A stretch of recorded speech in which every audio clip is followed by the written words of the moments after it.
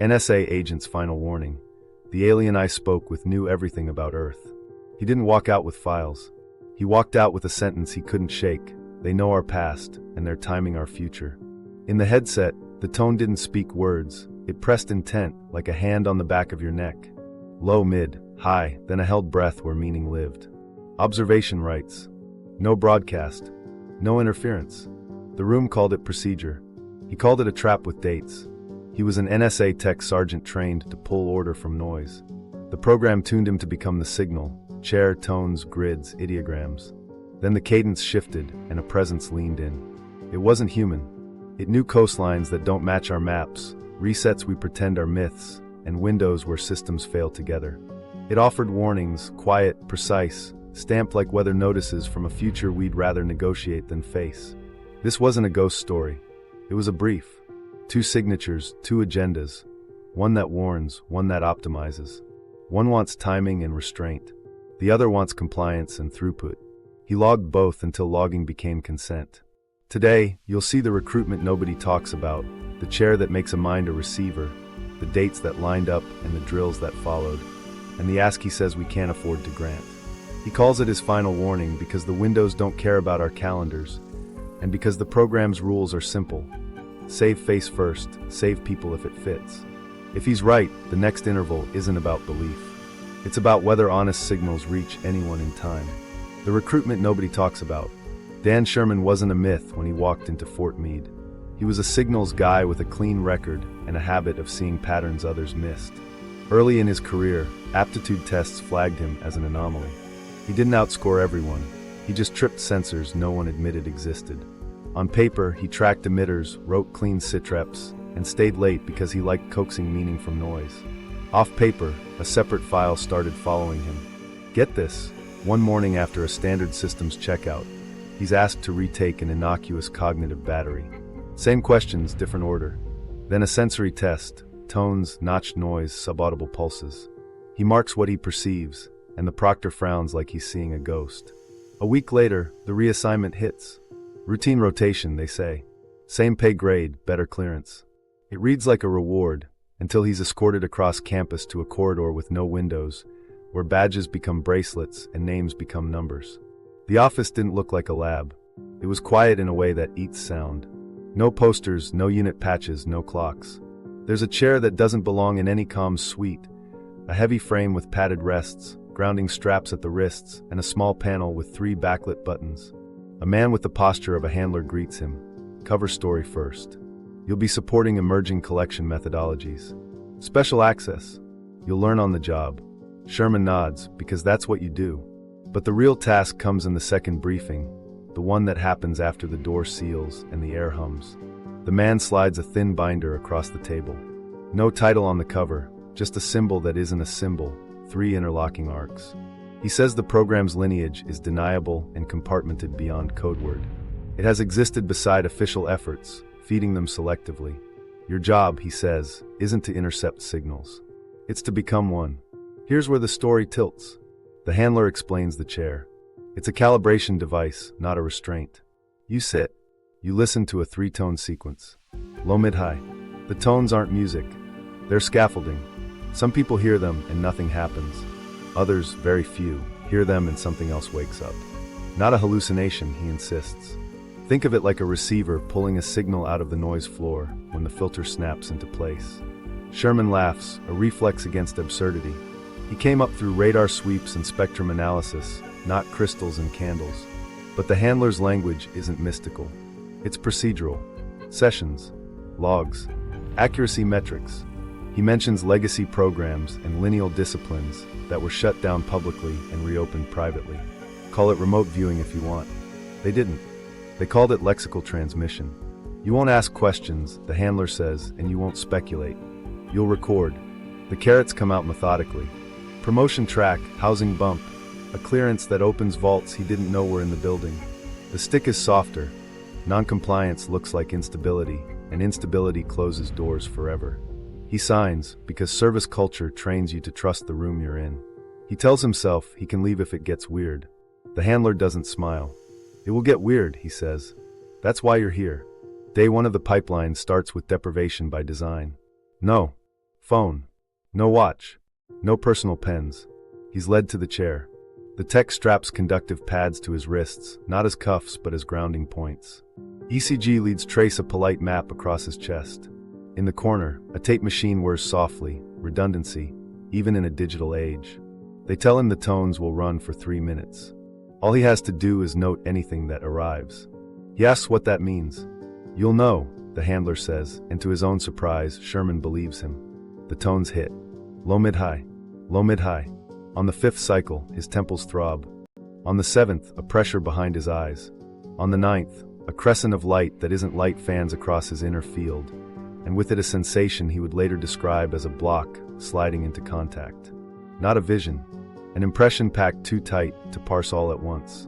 He writes the only thing that feels like a label, 3x3 grid, bottom left quadrant, diagonal stroke. The handler leans forward, not to help, but to witness. Good, he says flatly. Keep going. Over the next week, the lexicon arrives in pieces. Idoggrams that map to textures, metallic, granular, empty, alive. Coordinates delivered as numeric cues he's trained not to question. 27.51N, 33.97E. He sketches a jagged coastline before his conscious mind registers the Red Sea. He writes dry heat, then hears the handler's pen scratch. No context, ever. Just data blocks that come like compressed files. If he opens them too fast, the headache flares. Too slow, they dissolve. There's a moment when he almost quits. Mid-session, his nose starts bleeding. The tone sequence has shifted slightly, still low mid-high, but sharper, like the edges have been honed. He tastes copper, feels the chair through his spine. Afterward, in the small room with the green-painted walls, he asks for a day off. The handler reminds him of the metrics. Accuracy is trending up. They're achieving coupling. He goes home, sleeps 12 hours, and dreams in lattices. Meanwhile, the cover story grows legs. His official section thinks he's been seconded to a joint task force on satellite interception. His pay stubs reflect hazard duty. He learns to keep 2 calendars, one with coffee breaks and chatter, one with blank blocks that swallow afternoons. He stops explaining his days to friends. He stops seeing some of them. Isolation isn't ordered. It just happens. 2 weeks in, the first verifiable hit lands like a test he didn't know he was taking. He's cued, logs a sequence of numbers and the ideogram for spire, then the impression cold metal shadow. Days later, in a sanitized read-in, a second team confirms a satellite pastime, the silhouette of a structure, and a transient telemetry glitch that matches his notes to the minute. The room doesn't celebrate. No high fives, no good job. Just more pages to fill. It dawns on him, they're not hunting trophy intel. They're calibrating him. In a quiet moment, the handler drops a line that sticks. Our tech can do a lot, he says, but some things hide from it. They don't hide from you. Sherman asks what they are. The handler ignores the pronoun and taps the chair. The tones help you change enough to be heard. That's the point. He doesn't say by whom. He tries a joke about crystal balls. No one laughs. The room breathes on, clinical, detached, obsessed with numbers, never context. Accuracy over understanding. He starts to notice how questions make the air tighter. So he stops asking. He leans into the work. The sessions lengthen. The afterglow, his word for the exhausted clarity that follows, becomes addictive. He leaves the chair vibrating and sits in his car until the hum fades. The pipeline closes around him like a glove. He's part of something he can't explain, built on a program lineage that never officially existed. The chair, the tones, the lexicon, each piece snaps into place, and with it, a sense of dangerous purpose. He thinks he's communicating with locations, with objects, with human-made secrets. He doesn't know yet that the signal is about to talk back, that the calibration tones were never just for him. Once training starts, the rules get strange, and one day, the voice in the headset won't be human, training the mind to transmit. The rules arrived on a single sheet with no masthead. Fixed sessions, isolation, numeric queuing, no questions. He signed beneath a line that said, I understand, and didn't. Twice a day, same room, same chair, same 3 tones. Low mid-high, then a gap like a held breath. The handler sat behind glass with a legal pad, a metronome in human form. Sherman's job was simple on paper. Translate what wasn't words into something a human archive could hold. They taught him the lexicon the way a technician learns a panel. Function first, poetry never. Start with grids. 9 squares to place impressions before you name them. Upper left for sky, lower right for subterranean, middle for human-made. Then ideograms, a quick mark for structure, a curl for water, a spike for energy, a broken line for void. If an impression hit harder than a single mark could hold, he wrapped it in brackets and labeled it a data block. The trick was to crack those later without breaking them. Numeric queuing felt like a prank until it didn't. A handler's voice delivered 2 strings, task key, focus key. 9441-3x, 12 delta. He wrote them at the top of the page, then waited. The tones ran under his awareness like a diesel engine beneath a ship's deck. On good days, the first impression crept in, a texture, a temperature, the sense of open or confined. On bad days, nothing. He learned that nothing was still something if it was clean. They loved clean. No questions meant none, ever. Not where or who or why now. He learned to file the curiosity, the way you file a burr from a tool edge. Questions bent results. Bent results failed metrics. Metrics were the god in the room. Accuracy was scored in shards. Hit the coordinate region, get a point. Match a hidden attribute, get 2. Pull a transient detail, get a star that didn't show on any official performance report. Stars became a quiet currency. He pretended not to care and cared. The body paid first. Migraines gripped his temples like a vice as soon as a session ended. He kept tissues within reach for nosebleeds that came without warning, a thin red line down a white page. Afterglow was the eerie flip side, a weighted calm that settled over him for an hour, like the air in a church after everyone leaves. He'd sit in the parking lot and watch wind move across the tops of trees and think, this is what being tuned feels like. Then the hum faded and the world came back a little too loud. The handler's face never changed. Clinical, detached, a man who loved other people's precision. Annotate, he'd say when Sherman hesitated. You're not here to edit. Context lived behind the glass and didn't cross the line. When a hit landed, a coordinate that mapped to a polar research station, a name that matched a call sign, a satellite pastime that nailed the second, no one said good job. A pen scratched, a page turned, a tone restarted. It wasn't personal. He told himself he liked that. Verifiable hits came less as applause, and more as proof that the lexicon wasn't a fairy tale. A sequence sparked the feel of sun bouncing off a mirrored surface, the ideogram for vertical, then artificial. A week later, a heavily redacted briefing confirmed a test article at a desert range with a tower he'd sketched before he knew what it was. Another session coughed up a name embedded in a data block, 3 syllables he didn't recognize. The follow-up read-in called it a non-attributable, which meant they weren't going to tell him if he'd nailed it. He learned to live with half answers. What nobody voiced, he felt. The room wasn't waiting for better intel. It was waiting for something to pick him. The tones weren't just a key, they were an invitation. We're getting coupling, the handler said once, which was as close to enthusiasm as he got. Hold the frame. Holding the frame meant letting impressions arrive without chasing them. It meant staying inside the grid, even when the block wanted to explode off the page. The sequence deepened. Grids led to layered grids, ideograms chained into short phrases, data blocks stacked like freight. He practiced cracking a block in 3 passes, first for physical attributes, then for energy, then for intent. Intent wasn't supposed to be possible, he was told. Still, they had a column for it. When intent arrived as a pressure rather than a picture, he learned to write presence and leave it at that. The handler liked presence. He circled the word as if it were an address. Fatigue set in like a second skin. He drank too much coffee. He stopped running in the mornings. His wrist ached from writing, and he asked if he could type. Hand to paper, the handler said. The loop matters. On a particularly raw afternoon, the tones seemed sharper, almost angular. The first impression was wrong-footed, an empty feeling where structure usually sat. He wrote void, and felt a laugh that wasn't a laugh roll through his body. He closed his eyes, counted the breath, reopened them. Annotate, the voice behind the glass said. He wrote void persists, and the laugh evaporated. He started noticing coincidences he couldn't file under chance. A session full of wet, motion, metal hull, and cold preceded an unannounced fire drill in his building that routed them past a sealed door he'd never seen used.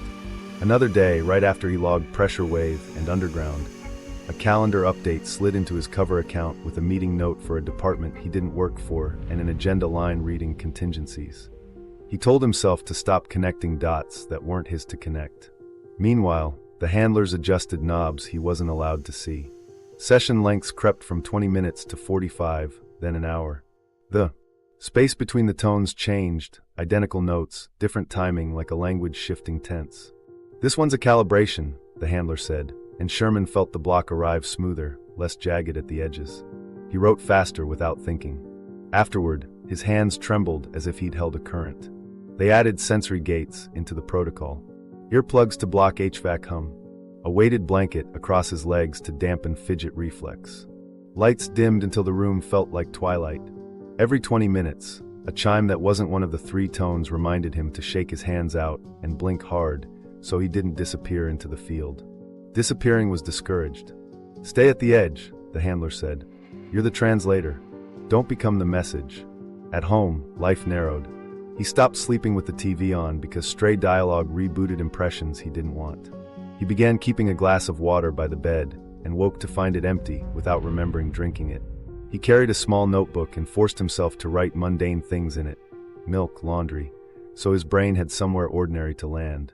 On Sundays, he'd drive without a destination and only feel right when he hit empty stretches where transmission towers marched across fields. Steel made him calm. Sometimes the lexicon failed. A data block arrived so dense it felt like a stone pressed against his sternum. He tried to split it and got nothing but headache. He tried again the next day, and the block unraveled into 3 clean lines that made no sense together. Lattice, dates, strata. The handler underlined dates and said nothing. A week later, a different block coughed up a word that wasn't a word. Seating. He wrote it, then crossed it out, then wrote it again. Annotate came from the glass. He left both. By the end of the month, routine had become ritual. Chair, tones, grid, ideograms, blocks, afterglow. He wasn't intercepting. He was being intercepted by patterns that knew his steps better than he did. The metrics climbed, and the room's silence thickened, waiting. The tech in him loved the precision. The human in him felt a draft from a door he couldn't see. The protocol said no questions. The tones said hold the frame. Then, during an afternoon session, the cadence inside the low-mid-high shifted. Something leaned in. Presence, not pressure. He steadied his pen and wrote the only honest thing he could. "It's not us." The first unmistakable reply. The tones rose, fell, and then paused longer than usual. Half a heartbeat stretched thin. In that gap, something arrived with intent. The first impression wasn't texture or temperature. It was attention.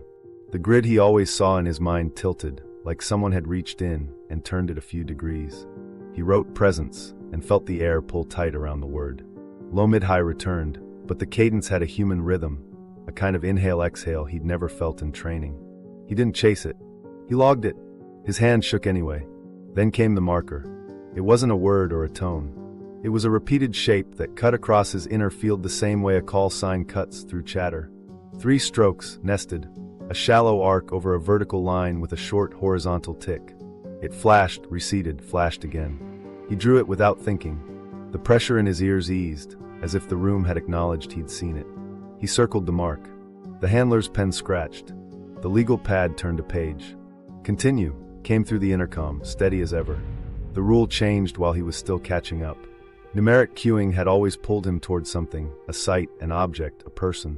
This time, impressions rushed in like a flood through a breached gate. He hadn't asked for anything. He hadn't been tasked to a coordinate or a name.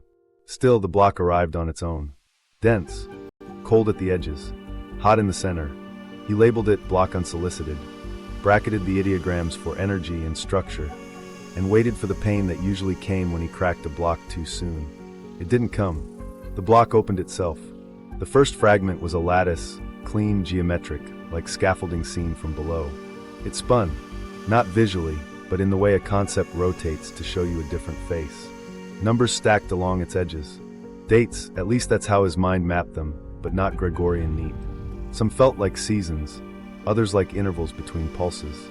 He wrote lattice of time, then scratched out time and replaced it with timing.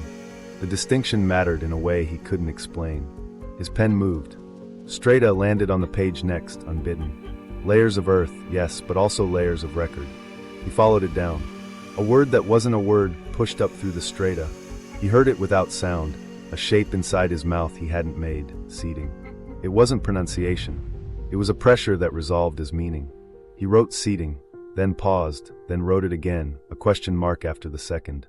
The marker flashed, arc, line, tick, and with it came a feeling he can only describe as acknowledgement.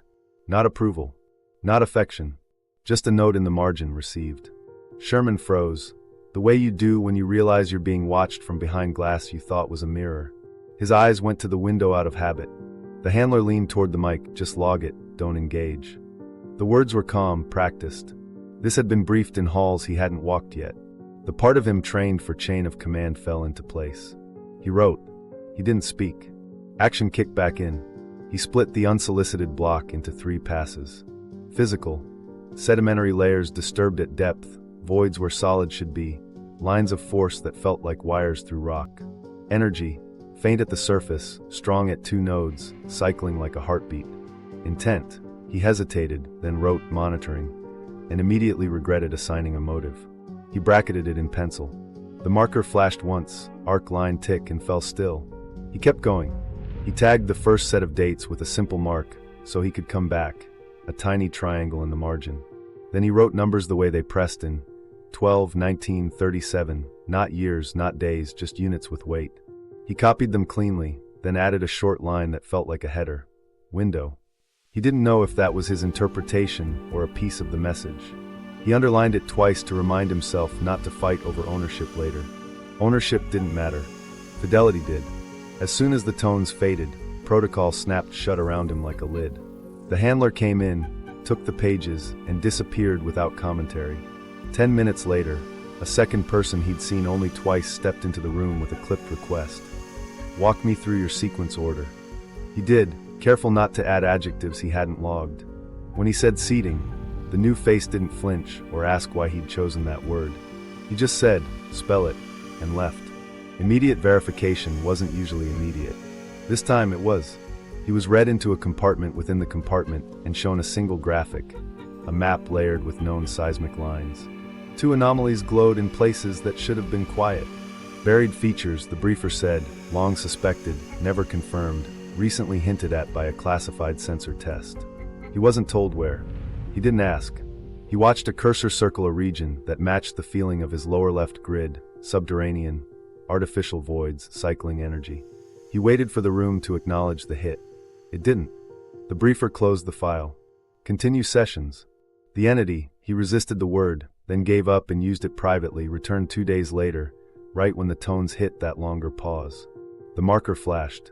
Presence sat with him like someone just outside the door. The data stream pushed again without tasking.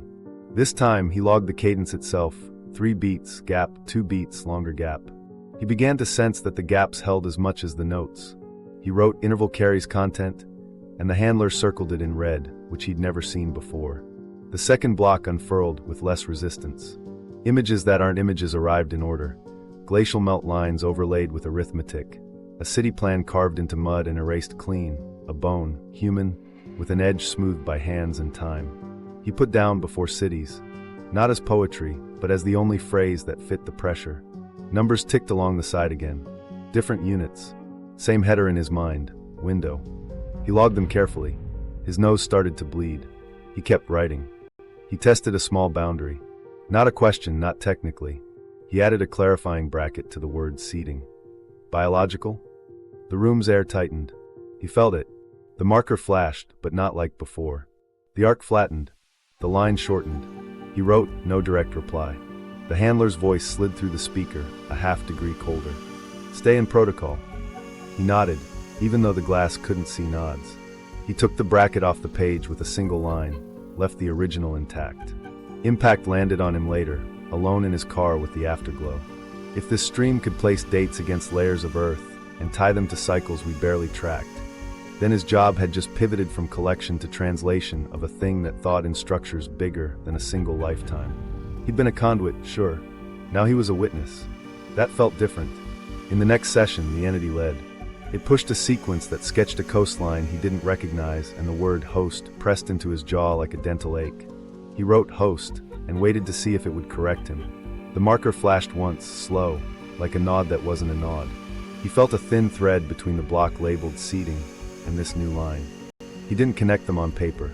He wasn't going to give anyone a reason to call him subjective. The handlers didn't celebrate the second verification either. A closed meeting. Noted that an off-the-books team had flagged a buried feature with timing that aligned to one of his units, 19, converted to days after a magnetospheric disturbance. He wasn't cleared for the sensor name. He didn't need it to understand the implication. Something with a signature had brushed the planet and left a readable trail. The entity had known the trail would form before it formed. Or it had formed it. He didn't write that last thought anywhere. Sherman caught himself anticipating the sessions, not because the work fed his ego, but because the presence carried a kind of gravity that made everything outside feel lighter, smaller. Then he worried about that feeling and wrote a note to himself in a different notebook. Do not mistake contact for friendship. He underlined it. He also wrote, "We are out of our league," then scratched it out, then left the scratch visible. The tone gap stretched again in the fourth contact, and with it came a pattern that felt like a request. He couldn't translate it. He wrote request, and then immediately wrote no, because he didn't want to give the room a reason to see him as suggestible. The block pressed harder, so he reverted to the ritual. Grid, Idoggrams, clean marks. Straight up persists. Timing lattice repeats. Seeding recurs. He logged, he didn't engage, and still, in the tiny silent space behind his sternum where words don't fit, he felt the story start. He left the room, and the world looked slightly misaligned, like the furniture had been moved 2 inches while he slept. The handler handed him a fresh legal pad without meeting his eyes. A second pen appeared beside it, identical to the first. It felt like the smallest ceremony in a place that pretended not to believe in ceremony. He took the pad, nodded once, and understood what the tones had finally done. They'd brought the other side to the table. And the table wasn't ours.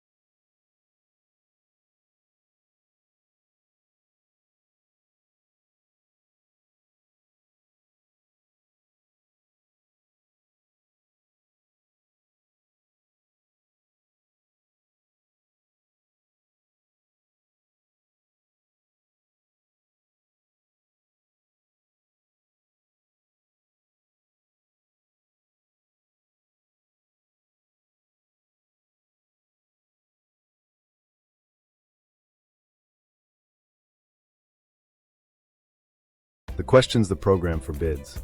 Pressure changes people, and precision gives them courage they shouldn't have. After the small hit at Substation 14, Sherman felt the room's appetite grow teeth. Debrief stretched. New forms appeared with boxes he hadn't seen before. Clarification prompts, contextual probes. Protocol still said no questions, but now handlers whispered, "If an opportunity presents itself, note it." Opportunity meant they wanted him to pull more than coordinates and classes. They wanted intent wrapped in implications. That's where things slip. He tested the edge first, not them. In a late session, he masked a personal query inside a clean coordinate pair. His hometown River Bend, translated into the numeric style the program liked. He didn't write a name. He didn't even draw the class ideogram. He just laid down the pair and added a neutral task key. The tones ran. The presence arrived with its calm weight, then paused. He logged the pause. 2 beats, a longer gap. A block opened, but not the one he hoped. Probability arcs poured in neat and cold. He wrote them as percentages against conditions. Surge plus wind plus maintenance lapse equals 0.31. Surge plus spillway jam equals 0.07. Low, he wrote, then added non-zero. He waited for a yes/no he knew protocol never promised. Nothing. The marker flashed once, distant. He felt scolded without words. He didn't have to confess.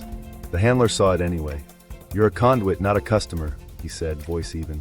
"You don't buy answers here." Sherman kept still. The man slid a supplemental form across the metal. "Sign that you understand the non-derivation rule." He signed. He did understand. He also understood that when a system shows you probability arcs, it's not dodging. It's teaching you how not to crave absolutes. The pushback made him sharper, not smaller. He kept the work clean and started watching the paperwork that moved around him. One evening, during a rare debrief that ran long enough for coffee to be refilled, a memo caught on a folder edge near the glass. 4 words nested in black bars, continuity of governance. He didn't look up. He let the phrase burn into memory and wrote nothing about it on record. In his private notebook later, he wrote it once, small. Then he closed the cover as if someone could hear graphite scratch from the hallway. That phrase reframed everything he'd been logging. Continuity explains Triage. It explains why drills align with windows, why covers bloom like algae over real moves, why warnings arrive with a caveat, no broadcast. He began to see the maps differently. The entity would push corridors and clusters. The handlers overlaid triage maps in quiet rooms. Who gets told, who gets saved. He wasn't briefed on those layers. He felt their weight when a site he'd flagged as brittle suddenly got money and manpower, while a neighboring county got platitudes. He wrote distribution skew in his personal margins and erased it hard enough to dent the page. He tried to keep the human out of the log. The human kept walking in. During a session keyed to a coastal grid, the presence pressed a block he read as harbor resonance again, but this time with a human silhouette in the periphery, a longshoreman's hands on a line. He wrote human element, procedural noncompliance risk, and hated himself for the phrase. The handler loved it. Actionable, he said. Sherman wanted to write, tell them now. Protocol said no. The line in the sand was a policy choice disguised as a physics law. The wrong questions found microphones in subtle ways. A new handler, precise, clipped, began asking after each session, any sense of intent beyond observation? He wasn't fishing for entity motives.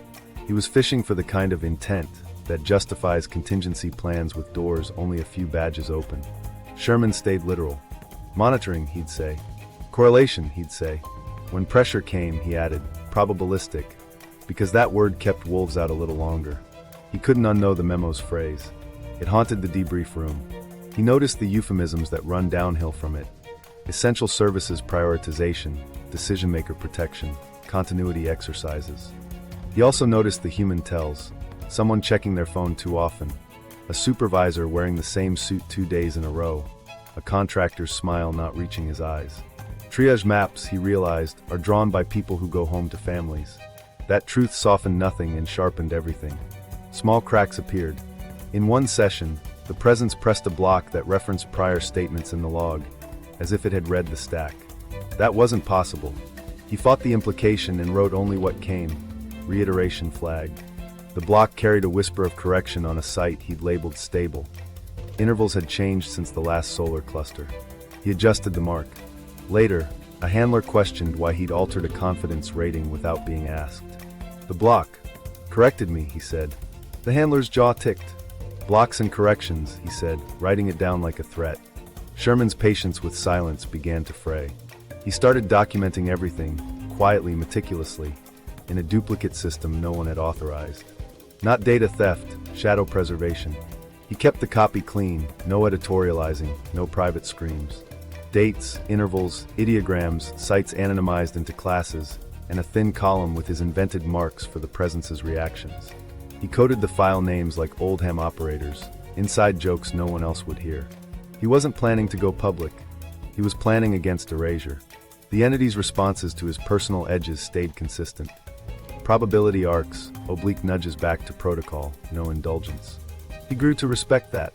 He also grew to resent the human architecture around the exchange. In one debrief, a uniform he'd never seen in the room before asked a direct question. If forced, could we request targeted delay? Delay of what? Waveforms? Crustal stress? People? Sherman felt the room tilt. The handler cut in before he could open his mouth. We don't solicit interference. The uniform nodded, bored, like he'd already moved the conversation to a room without microphones. That night, Sherman rolled the word delay around until it tasted like ash. The entity had been pure on two non-negotiables: no public disclosure, no direct interference. We'd signed on in practice, if not on paper. Asking for delay meant someone was gaming the window against competitors, against elections, against futures you could trade. He wrote Danger of Instrumentalization in his private book and drew a box around it like a thin wall. He tested one more boundary he knew he shouldn't. In a session keyed to inland infrastructure, he added a bracket too fast to be accidental. Equity? Not as politics, just to ask if the Lattice cared about fairness. The presence didn't answer with warmth. It answered with scope. A block opened like a map vomited stars. Systems inside systems. He wrote inventory, conscious networks embedded, entangled. Human, yes. More than human, also yes. Fairness didn't live at that scale. Resilience did. He left the bracket unanswered and felt a grief that didn't belong to a single town. The program tightened. He was reminded that personal queries, even masked, degrade fidelity. He stopped. He also kept his shadow archive up to date, line for line. The decision to document wasn't rebellion. It was a simple act of memory in a place built to forget inconvenient angles. He could feel the collision coming between what the presence offered and what the room wanted to do with it. He'd been the model conduit, clean marks, no adjectives, emotions quarantined to the drive home. Now the questions he'd kept down were walking around with badges. Who gets told? Who gets saved? Who sells delay? He wrote none of that. He wrote the next triangle date and slid the stack across the slot with a steady hand, knowing steadiness wasn't the same as consent. The break in the chain. The room felt routine until the presence broke format. The tones hit their held breath, the marker flashed, arc, line, tick, and a block opened with a line I'd never seen. Reference prior, operator misled. My pen hovered. The presence didn't push images that aren't images this time. It pressed phrases that carried weight. I wrote prior statement, false, handler origin, and felt the temperature behind the glass drop. The block pushed again. A site I'd labeled stable had been moved up the internal priority list weeks earlier for reasons never logged to me. I wrote internal reroute, silent. The legal pad in the next room stopped moving. Debrief came fast and brittle. Interpretational drift, the handler said, not looking at me. You're reading tone. I slid the pages back toward the slot. Tone didn't say it. The block did. He didn't like that sentence. A new uniform showed and asked, "Are you asserting the source has visibility on our deliberations?" I kept my face still. I'm describing what I received. He stared long enough to make it a warning. The next session was scheduled earlier than usual. Meanwhile, something else was happening I wasn't meant to know. A coffee spill on the wrong desk left a page where my eyes could land. Another operator's ideograms, different hand, same lexicon. Coordinates clustered far from mine, with the marker drawn not as arcline tick, but as a hard angular glyph. Under it, presence cold mechanical timbre. The note wasn't theatrics. It was a technician's complaint. I folded the image into memory and stepped back into my room. The divergence arrived like a draft from a door swinging open in winter. The tones hit their gap and two signatures pressed at once. One familiar, rounded cadence, intervals that breathed. The other cut like a blade, rigid, stepped, all edges. Blocks collided. One said window, observe, warn.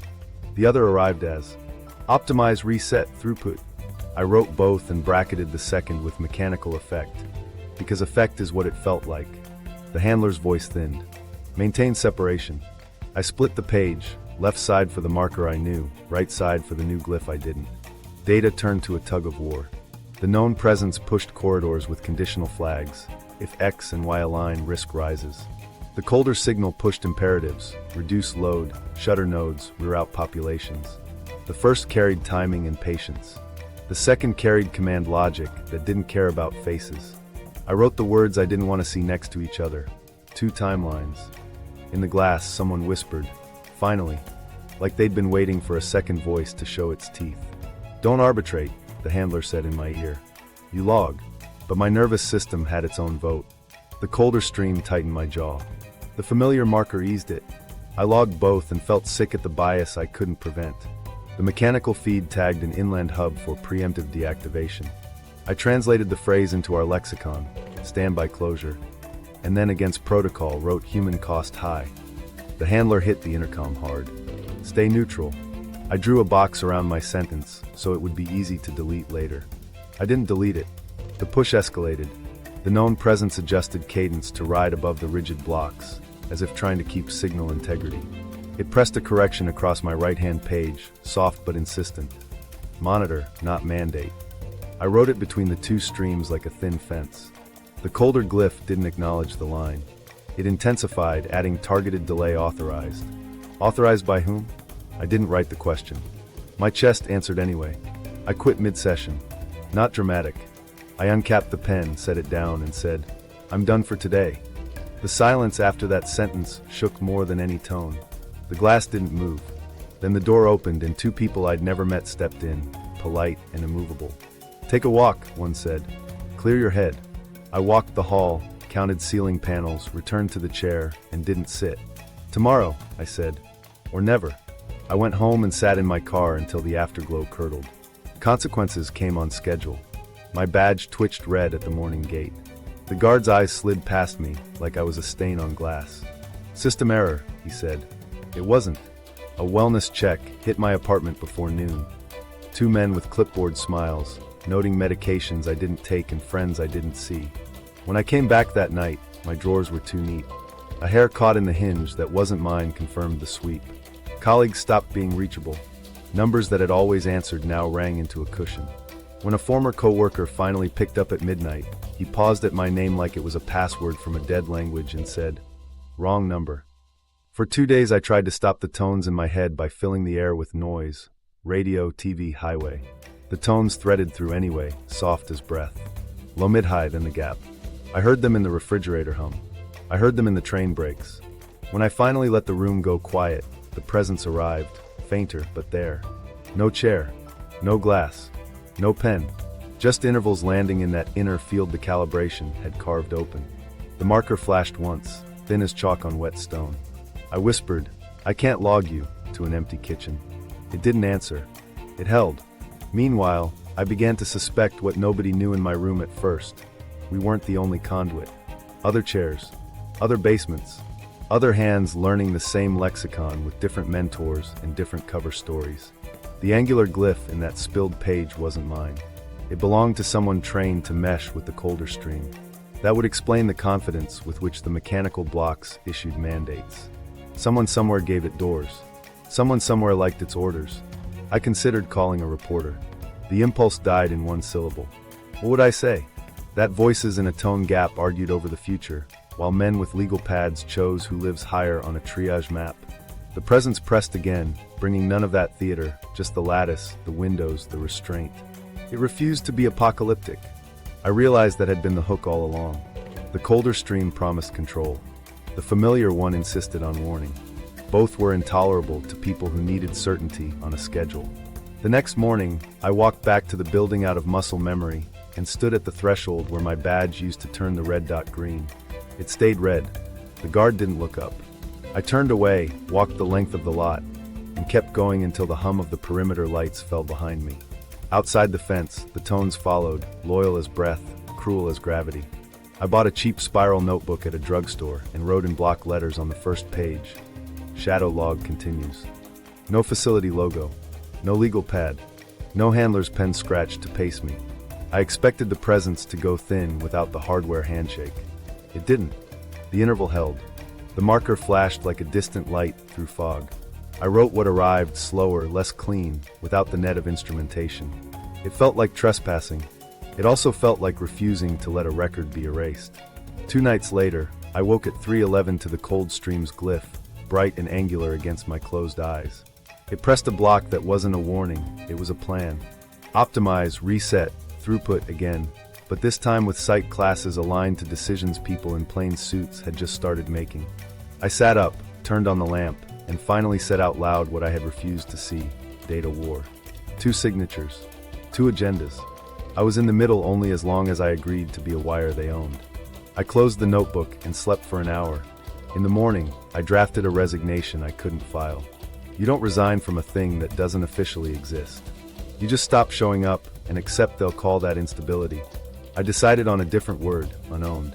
Then I made a second decision that would matter more than I wanted it to.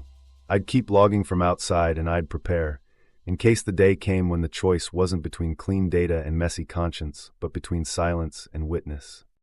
Going public with a story nobody wants. The day I realized silence was a choice, not a rule, I opened the shadow log and saw my own handwriting arguing with me. Dates, intervals, the arc line tick, and a thin column of reactions. The record was clean. The rooms were not. Continuity of governance rang in my head like a bell you can't unhear. I wasn't going to leak a sensation. I was going to publish receipts, dates, session logs, anonymized memos, and the dull math of windows and corridors. Not as proof of aliens, as proof of warnings and what they were being used for. I started with the logs no one could claim as theirs. Handwritten pages I'd scanned to a drive never on their network, with metadata scrubbed, then scrubbed again. I built a timeline that didn't accuse individuals, just showed what arrived, when it aligned, and how drills moved.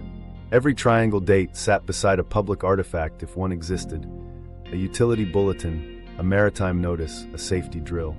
Where alignment had no public echo, I wrote no visible action and left it cold. I included the misses too. The misses mattered. Gatekeepers came fast. A national outlet answered on the second ring, listened for 5 minutes, and said, "We need names." I had names. I also had a responsibility not to hand them over like fodder. The editor sighed like I'd wasted his time. A publisher asked for narrative arc and exclusivity, then slid the contract across with clauses that sounded like preemptive surrender. A producer loved the beats but wanted drama. Tears on camera, a midnight parking lot, a coded meeting in a diner. I told her the story didn't need movie lighting. She told me everything needs lighting. I stripped it down and posted the first tranche myself. Scans, transcriptions, a short preface, what the program asked, what the presence refused to do, what the dates looked like before anyone turned them into leverage. I redacted the site qualifiers to classes and replaced coordinates with hash identifiers. I thought I'd feel lighter. I felt exposed. Within hours, my inbox was a split screen.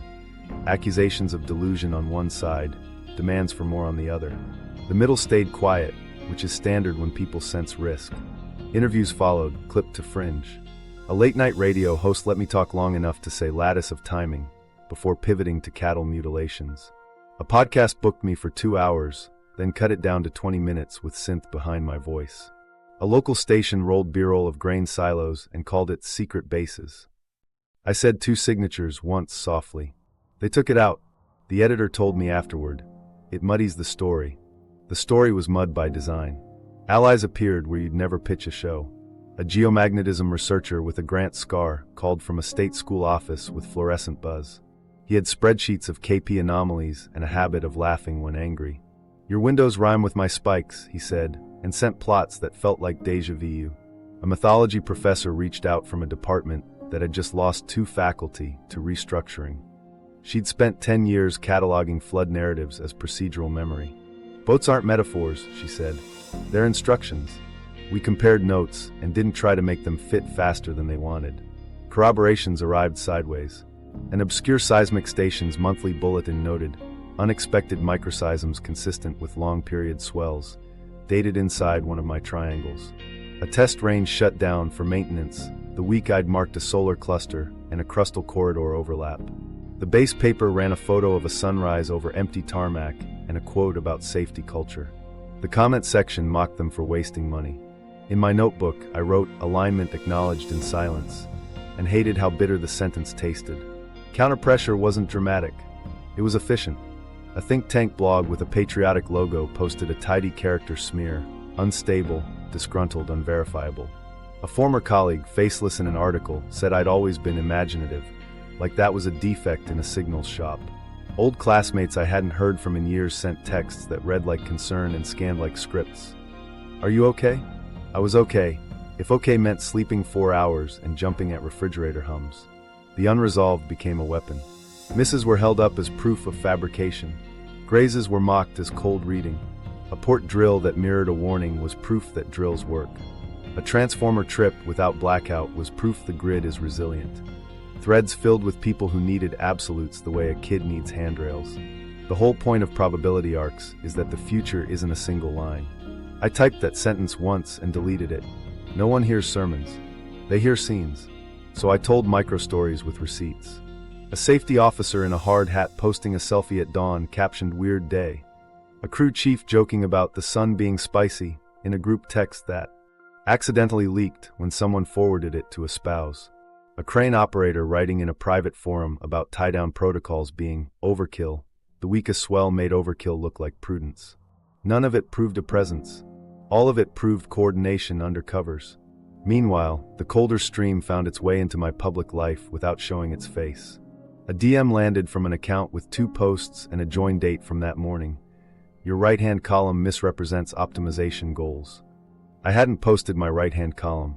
Only 3 people had seen those pages. The message linked to a PDF that looked like a policy draft for throughput preservation under duress. It read like the angular glyph with HR's smile. I closed it and wrote "Data War Goes Retail" on a sticky note I didn't keep. I met a reporter in a park, because that's what people who think they're being watched do. He wore a cap and didn't pretend it mattered. He asked why I cared if the warnings saved even a few. I said because the Lattice didn't select us for perfection. It selected for resilience under stress, and resilience collapses when information is gated like oxygen. He nodded like he'd heard a version of that from people with different ghosts. He promised a long-form piece. His editor killed it in favor of a listicle about space junk. I kept publishing in chapters. I added a section that made me sick to write: missed calls, dates that passed without incident, windows that narrowed into nothing. I left them in. They cleared the signal. They also made weaponization easy. See? Nothing. Meanwhile, 3 small things that could have been disaster weren't, because quiet hands moved valves and paused trains and redirected ships under covers. I started writing quiet wins in the margins and circled them like people. Friends peeled off. 2 stuck and learned to sit in silence with me when the tones threaded through the fridge. One brought casseroles and said, "You look thin," which was true. Another handed me printouts of geomagnetic graphs and said, "I don't like the way this one slopes," which made me laugh for the first time in weeks. Laughter helped. It didn't change the slope. Through the noise, one pattern kept surfacing like a watermark. The presence never broke its 2 non-negotiables, even when it hurt to hold them. No broadcast. No direct interference. It kept offering timing and corridors and the stubborn refusal to instrument a conscience. The other stream kept promising control. The rooms I used to sit in kept choosing leverage. I kept writing, because writing was the only way to keep the shape of the signal from being bent past recognition. I wasn't trying to convince the world. I was trying to build a record that would matter when the story stopped being interesting and started being useful. So I ended one chapter with a sentence that had no drama in it at all. If you run drills in secret and call the near misses luck, you teach people that luck is policy. Then I hit publish and went for a walk in a neighborhood that didn't know it sat under a lattice, just that the trees were turning and the river smelled like rain. What the entity knew about us. Time was the first correction. We treat it like a map with roads and milestones. The presence kept handing me fog, thick, structured, with currents running through it.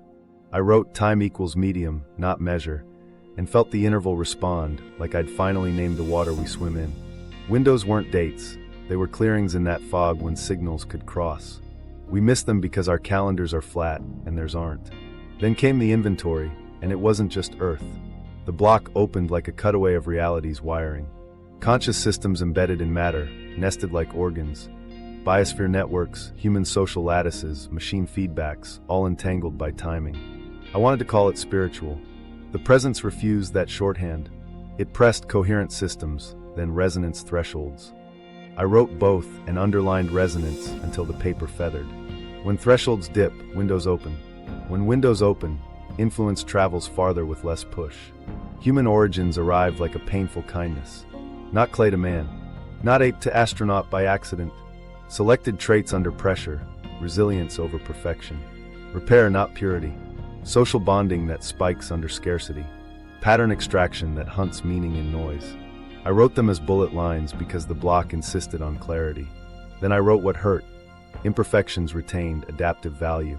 Anxiety as early warning. Forgetting as scar tissue. I crossed out flaw and replaced it with reserve. The interval pulsed in agreement. It pushed projects within the project. We weren't a one-off. We were one branch among many attempts, timelines pruned and grafted. The word vector gained new edges, genetic, yes, but also cultural. Stories as code. Rituals as checksum. I wrote myths equals protocol carriers across collapses, and felt the presence lean in. Floods weren't fables. Fire that doesn't burn wasn't metaphor. These were procedures surviving in song and stone long after libraries drowned. A boat is a speck. A mountain is a checkpoint. A sky wound is a system failure note. Here's where the machine question got answered without being asked. Why a human mind? Compression and context. The intervals carried more than tone. Machines parsed the notes and missed the gap.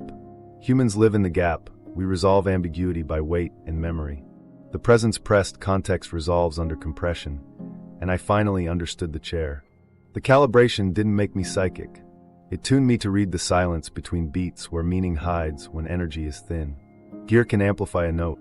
It can't annotate why a pause feels like a warning, not a rest. Meanwhile, the inventory expanded to things we don't file in science. Places that remember. Objects that store timing in their shape. I wrote architecture as host, and the interval steadied. Stone rings as clocks. Causeways as waveguides. Pilgrimages as maintenance cycles performed by people who forgot the math but kept the march. The block showed hands smoothing an edge because it felt right. Right men aligned. Ritual as the residue of protocol. Do this here, now, with others, and the system holds a little longer. Our blind spot looked aggressive when you map it.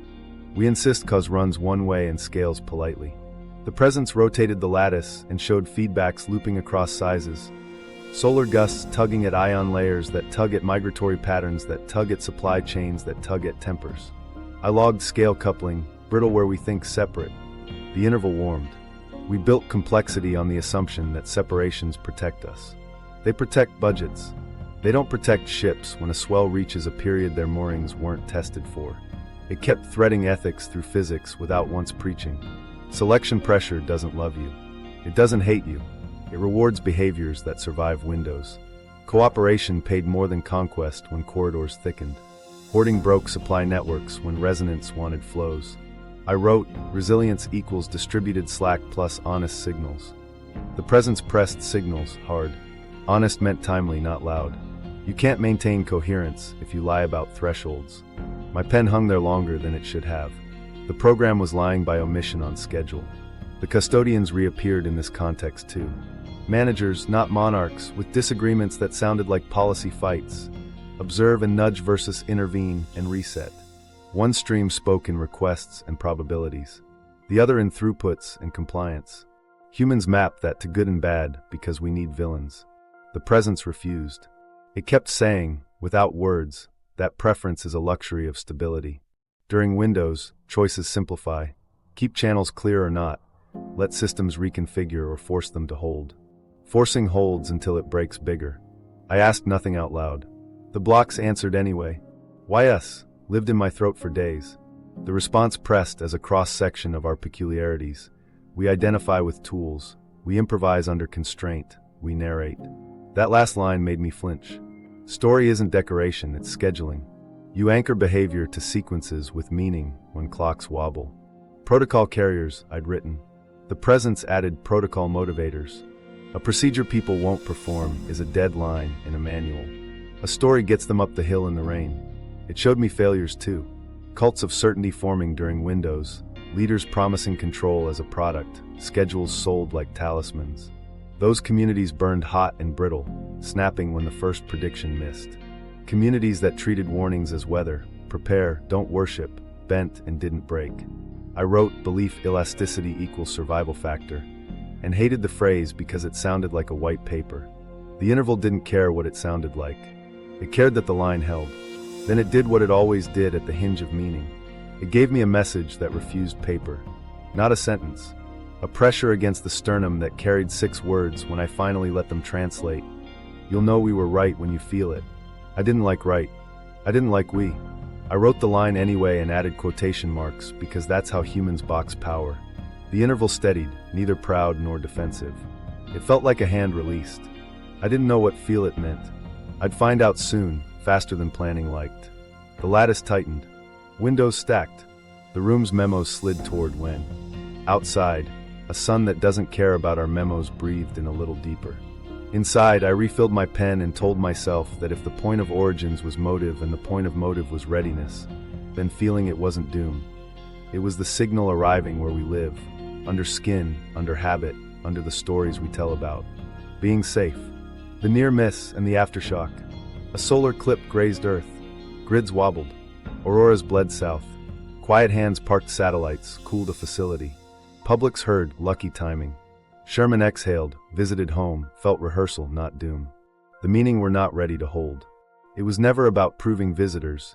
It was about whether we act on warnings we can't publicly confess.